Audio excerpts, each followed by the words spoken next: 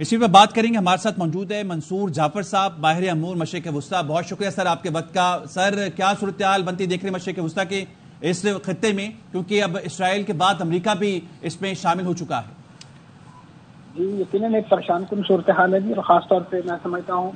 امریکہ کی طرف سے ایران پر جو حملہ ہے اس کے بعد سے تو خود دنیا کا جو مذاکرات اور بالخصوص ان بڑی طاقتوں کا مذاکرات کے حوالے سے مختلف مسائل کو حل کرنے کا جو ڈرامہ ہے اس کا بھی جو ہے پردہ چاک ہو گیا ہے. ایران کو دوسری بار ڈچ کیا ہے امریکہ نے. اس سے پہلے انہیں جوہری جو یورینیم افزودگی کے حوالے سے مذاکرات کی ایک میز سجائی گئی مسقط میں، جس کے 5 دور ہو چکے تھے،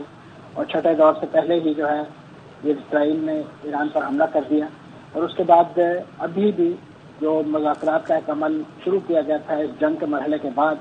اسے بھی امریکہ نے اپنی ایک میں سمجھتا ہوں بہت ہی جارحانہ کارروائی کے ذریعے جو ہے وہ ٹورپیڈو کر دیا ہے، اس پر ایک خودکش حملہ کر دیا ہے، جس کے نتیجے میں یقیناً اس وقت اس کی وجوہات کیا لگتی ہیں آپ کو؟ کیوں کیا اس طرح؟ جی اس میں جو ظاہری طور پر تو یہی بیان کیا جاتا ہے کہ جو اسرائیل کے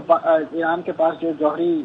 کیپیبلٹی ایک ڈیولپ ہوئی تھی، اگرچہ اس کے بارے میں خود امریکہ کی اپنی جو انٹیلیجنس چیف ہے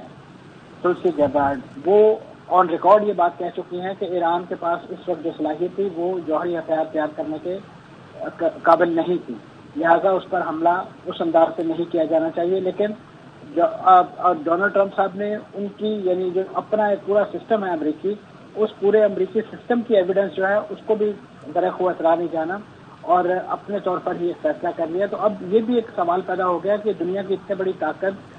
کا جو نظام حکومت ہے، نظام مملکت ہے، وہ کس طریقے سے چلایا جا رہا ہے؟ وہ کسی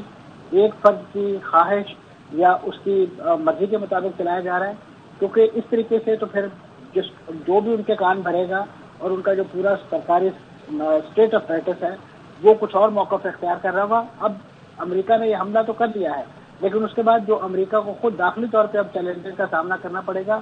وہ ابھی اس حملے کی گرد جب تھوڑی بیٹھے گی تو اندازہ ہوگا کہ جن لوگوں سے ووٹ جس بنا پر امریکی صدر نے لیے تھے کہ وہ نئی جنگیں شروع نہیں کریں گے اور نئے محاذ نہیں کھولیں گے، اب جب انہوں نے ایران کے ساتھ ایک نئی محاذرائی اور نئی جنگ کا آغاز کیا ہے تو ایسے میں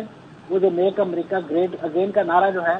اس کی رو میں بہ جانے والے جو اس وقت امریکی ہیں وہ انتہائی ناراض ہیں اس وقت. اور جو جوہری پروگرام ہے اس کے حوالے سے بھی کوئی تیقن سے نہیں کہا جا سکتا کہ وہ آیا اس حد تک نقصان اس کو پہنچا ہے جسے آپ ناقابل تلافی نقصان کہتے ہیں، کیونکہ ایران جو ہے وہ ماضی میں بھی اپنے اس جوہری پروگرام کے حوالے سے اس نوعیت کے کئی چرچے جو ہے برداشت کر چکا ہے اور اس کو دوبارہ سے ری آرگنائز کر چکا ہے. اس کے ساتھ ساتھ جو دوسرا اعلانیہ مقصد اسرائیل اور امریکہ بیان کر رہے ہیں امریکہ کے حوالے سے جنگ کا، وہ یہ ہے کہ وہاں پہ ریجیم چینج کرنی چاہیے. وہ حکومت کی تبدیلی چاہتے ہیں. حکومت کی تبدیلی سے مراد اگر تو فیس ہے، تو 2-3-4 فیسز آپ کو دکھائی دیتے ہیں جو سامنے معاملہ اقتدار میں، اس کی بڑی تعداد تو انہوں نے ایلیمینیٹ کر دی ہے. وہ عسکری قیادت بھی، اس کے بعد ان کی سیاسی قیادت بھی، اور اسی نوعیت کی جوہری جو ان کے سائنسدان تھے. اب امریکہ کے پاس یا اسرائیل کے پاس کون سا ایسا میکینزم ہے؟ کیونکہ اگر تو وہ عراق کے تجربے سے سمجھتے ہیں کوئی ان کے پاس کوئی ایک لیسن ہے، تو عراق میں جب تک بوٹس آن گراؤنڈ نہیں اترے تھے تو اس وقت تک عراق میں بھی ریجیم چینج کا ایجنڈا پورا نہیں ہوا تھا. اور وہاں پہ بوٹس آن گراؤنڈ کے بعد امریکہ کے کیا درگت بنی ہے وہ اس وقت تاریخ کا حصہ ہے، ریکارڈ کا حصہ ہے. اسی طریقے سے یہی ڈرامہ افغانستان کے اندر بھی اس وقت تک پورا نہیں ہوا تھا جب تک بوٹس آن گراؤنڈ نہیں آئے تھے. اب سوال یہ پیدا ہوتا ہے کہ اسرائیل اور امریکہ کا